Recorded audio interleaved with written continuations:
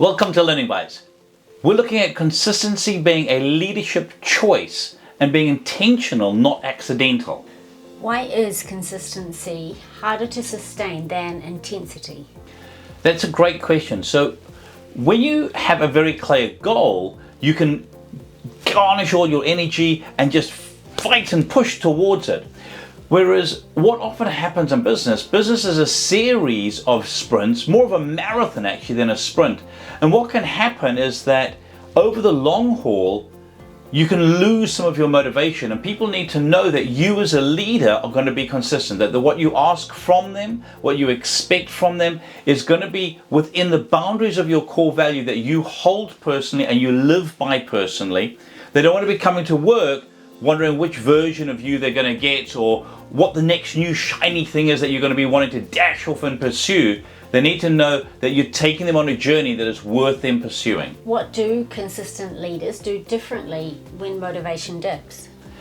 I think one of the things I've seen leaders do when motivation is dipping that's made an exceptional difference is that they realize that leadership is the length and breadth of the shadow that falls from them. And so they know that they've got to come in believing in the mission. They've got to come in with purpose. They've got to come in holding a standard and living that standard, and that people can look to them knowing they're not just talking the talk, they're actually walking the talk.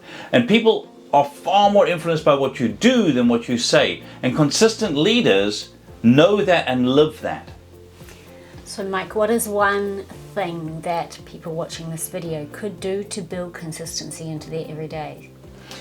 I think for me, what I've often encouraged people to do is to think about the type of person you want to be and to be that person every day, and that is who you will become. And so being very clear around how do you want to be known as a leader? What type of a leader do you want to be? And then having that as a clear checklist for yourself so that you can just check in with yourself. Am I holding myself to my highest standards? But also in light of that, when you're doing one-on-ones with team members, ask them for specific feedback. How am I going with being clear on my communication? How am I going with bringing energy to the morning meetings? How am I going with casting the vision so that people stay excited and stay on track? When we know what we want to do, we seek feedback on it and we are determined to stay on track, then we develop a consistency that gives confidence to the people around you.